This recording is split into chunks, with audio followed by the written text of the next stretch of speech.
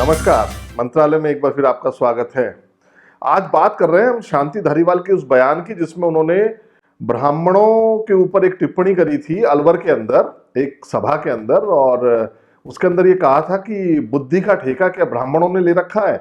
अगर हम देखें, रिजल्ट देखें कोटा में एलएन का या किसी का, तो उसके अंदर 70% बनिए आते हैं। बिल्कुल साहब शांति धारीवाल जी, आप बिल्कुल सही कह रहे हैं।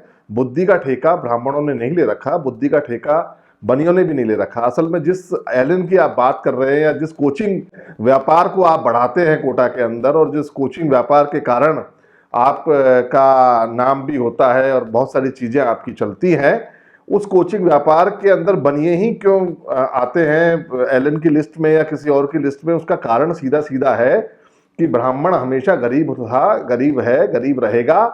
ब्राह्मण के पास में इतना पैसा नहीं होता शांति धारीवाल जी, ब्राह्मण के पास ऐसा नेता नहीं होता शांति धारीवाल जी कि जिसके कारण से वो अपने बच्चों को एलन में पढ़ा सके। इतने पैसे नहीं होते ब्राह्मणों के पास में कि वो जो है इतनी फीस दे सके कि कोचिंग इंस्टीट्यूट में पढ़ा सके। ब्राह्मणों के पास में वो खुद ब्राह्मण का बच्चा पढ़ता है, जैसे तैसे करके कोशिश करता है, तो पैसे के बल पर जो शिक्षा प्राप्त की जाती है उसके अंदर ब्राह्मण पीछे था, पीछे है और पीछे ही रहेगा। ब्राह्मण आनुवंशिक रूप से ही उसके पास में जो कुछ गुण आते हैं वो आते हैं। अब आपके बयान के बाद में हमारे जो ब्राह्मण नेता हैं महेश जोशी साहब, वो इतने डरपोक निकले। आप ये समझिएगा कि मैं ब्राह्मणों को भी ये बात कहता हूं, ब्राह्मणों मैं इसलिए भी कहता हूं, देखिए मैं पत्रकार हूं ये मान लिया, लेकिन जातिगत की जब राजनीति की बात आती है तब आपको अपनी बात कहने का हक भी है।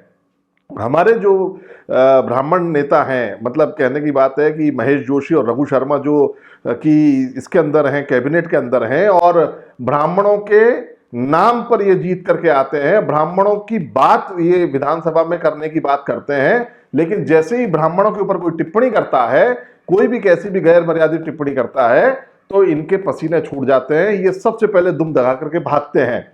शांति धारीवाल ने टिप्पणी करी, आप महेश जोशी जी कांग्रेस के ही हैं, समकक्ष हैं, आपके एक बयान से भी ऐसा नहीं लगा कि आपने उसकी आलोचना की हो।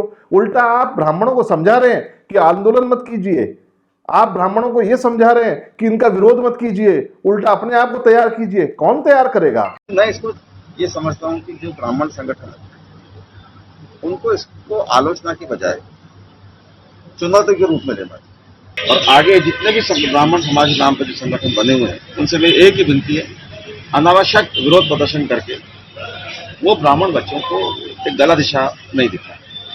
बाहुबली समाज नहीं है ब्राह्मण, ब्राह्मण बुद्धिमान समाज है, और बुद्धिमान कभी भी बाहुबल का प्रदर्शन नहीं करता। तो महेश जोशी जी, मुझे ऐसी आशा नहीं थी कि आप इतने डरपोक निकल जाएंगे, आप इतने, क्योंकि आपके ऊपर आशा है ब्राह्मणों की। ब्राह्मण नेतृत्व जो ब्राह्मण संगठन है वो ये आपके ऊपर आशा रखते हैं कि आपके नाम के पीछे जोशी लगा हुआ है या रघु के नाम के पीछे शर्मा लगा हुआ है, तो शायद आप ब्राह्मणों का प्रतिनिधित्व करेंगे। लेकिन जब आप विधानसभा में पहुंच जाते हैं, विधानसभा से पहले तो आप ब्राह्मण संगठनों के, जब आप चुनाव के लिए जाते हैं, घर घर जाते हैं, तब अपने आप को ब्राह्मण ब्राह्मण ब्राह्मण कहते हैं, मुझे वोट दो, मुझे वोट दो। और जैसे ही ब्राह्मण की बात आती है, विप्र जो एक बोर्ड बनाने की बात थी सरकार की, और आपके उसमें भी था, मैनिफेस्टो में भी था, आप आज तक राजस्थान में विप्र बोर्ड का गठन नहीं करवा पाए। आप ब्राह्मण होने की बात करते हैं। मतलब आप देखिए तो सही कि आप अपने जाति के लिए, और भी जो जातिगत नेता होते हैं, देखिए नेता तो सबका होता है, लेकिन जातिगत राजनीति होती है, इसमें आप कोई डिनाई नहीं किया जा सकता। तो आप देखिएगा किरोड़ीलाल मीणा जी मीणाओं के लिए और सर्व समाज के लिए खड़े रहते हैं। तो विप्र बोर्ड के गठन की जब बात हुई तब हम मुख्यमंत्री से मिल लिए हैं, हमने आपकी बात कह दी है। मुख्यमंत्री से मिलना नहीं होता, दबाव देना होता है, बनवाना पड़ता है विप्र बोर्ड का गठन। जब कांग्रेस ने कहा है कि विप्र बोर्ड का गठन होगा, तो क्यों नहीं अब तक गठन हुआ? ये बात आपसे जब समाज पूछेगा तब आप उनको क्या सलाह देंगे? आप जो सलाह देते हैं हमें अपने बच्चों को जो है शिक्षित करना चाहिए, इसको चुनौती के रूप में लेना चाहिए, एक बंदा शांति धारीवाल जो है वो चीख चीख के कह रहे हैं कि ब्राह्मणों ने बुद्धि का ठेका ले रखा है क्या, और आप इतने सौम्य भाव में, इतने मृदुर भाव में कह रहे हैं नहीं नहीं उन्होंने तो अपने को चुनौती दी है, ऐसा दिया है, वैसा दिया है हमें। अरे आप व्यवस्था करिए ना ब्राह्मणों के बच्चों को आगे बढ़ाने की। आपने क्या व्यवस्था करी आज तक? आपको पता है आपने क्या व्यवस्था करी है? महेश जोशी जी, आपने अपने बच्चे को बढ़ाने के लिए व्यवस्था कर ली है, ब्राह्मणों के बच्चों को बढ़ाने की कोई व्यवस्था नहीं करी है।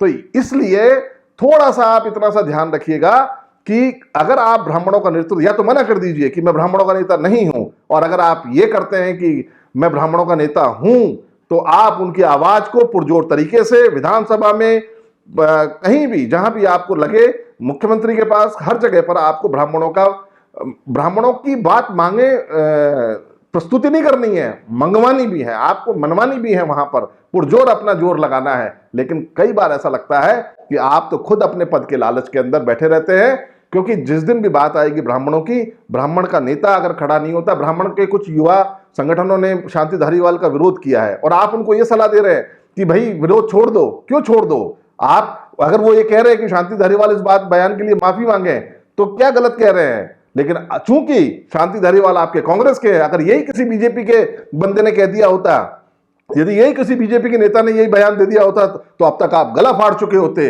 रघु शर्मा अलग गला फाड़ रहे होते ब्राह्मणों का, सब ये ब्राह्मणों का अपमान कर दिया है। लेकिन चूंकि आप ही की कांग्रेस का, आप ही की सत्ता के अंदर भागीदार, मंत्रिमंडल में भागीदार एक नेता इस तरीके के बयान देता है, तो आप चुप्पी खींच जाते हैं। इसलिए मैं कई बार ये कहता हूं कि इतना डरपोक मत बनिए, इतना डरपोक मत बनिए। रघु शर्मा का कोई बयान नहीं, आपका बयान इस तरीके का, तो ये ब्राह्मणों के नाम पर आप बहुत गलत कर रहे हैं। या तो आप मना कर दीजिए कि ब्राह्मणों का वोट नहीं चाहिए, फिर देखिए, क्योंकि आपकी इस बात को, आपके इस पीछे हटने को और आपकी इस तरीके की सलाह को ब्राह्मण संगठन तो स्वीकार कर ही नहीं रहे, ब्राह्मण का युवा भी स्वीकार नहीं कर रहा है और कोई भी स्वीकार नहीं करेगा।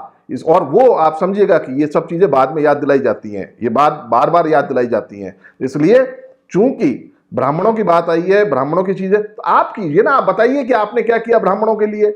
आपने कितनी धर्मशालाएं बनवा दी ब्राह्मणों के लिए, आपने कितने कोचिंग सेंटर बनवा दिए ब्राह्मणों के लिए, आपने आर्थिक रूप से पिछड़े हुए ब्राह्मणों के बच्चों के लिए आपने क्या किया?